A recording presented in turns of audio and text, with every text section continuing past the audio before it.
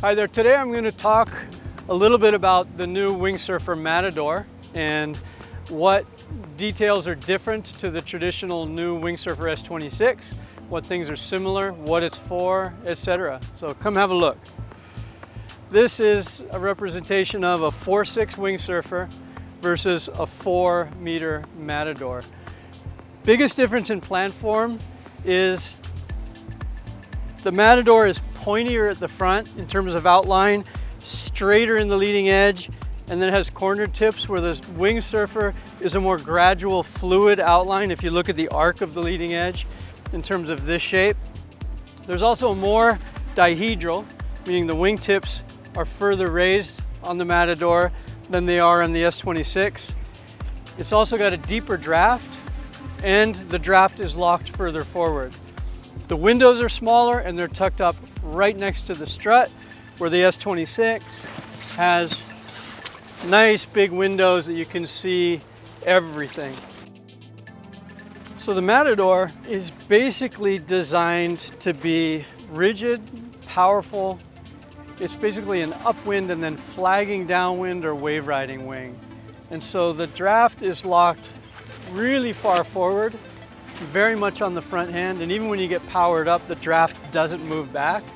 So you'll find more power in a Matador than a comparable sized wingsurfer, but less range. It's going to have really good low end. It's designed to be able to use as small a wing as possible to get up and get going, get upwind, and then catch the bumps downwind and to wave ride. It flags really nicely behind you with the addition of, as you can see, more dihedral. And the locked-in draft in the front, again, makes it super stable in terms of its range and its power delivery. It's not as fast. You're not going to have the top speed that you have on the wingsurfer. You're not going to have the control in a broad range of winds that you'll have on one size of wingsurfer. This is going to be more specific. Okay, I'm going to use the smallest wing I can, and then you'll get overpowered earlier on it, unless you're a big guy. The Matador is going to be great for heavier riders. It's designed basically so that you can see through the window when you're going upwind. It's right where you need it if you're a good guy working your way upwind, and then once you get upwind and you're flagging, you don't see it anyway. If you're doing freestyle, riding around in a crowded area, the S26 is a better choice because the window allows you to see everything.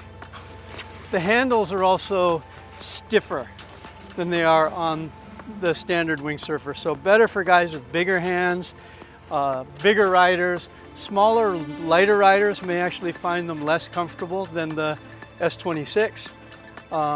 Lighter riders might also find that they get overpowered and get tired more easily on the Matador than on the S26 because it does make more power per size.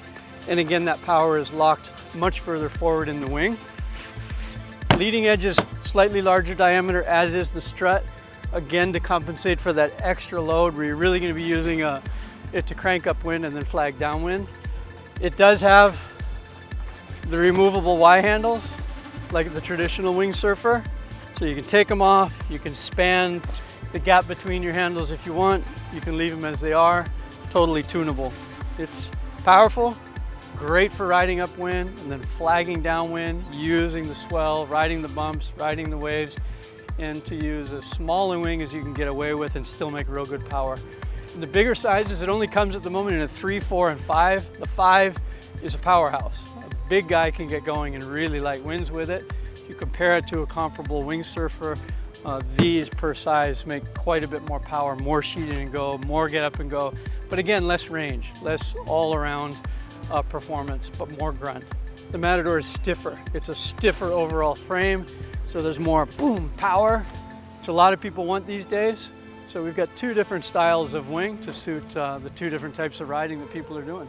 All around or a little more focused on grunt and flagging.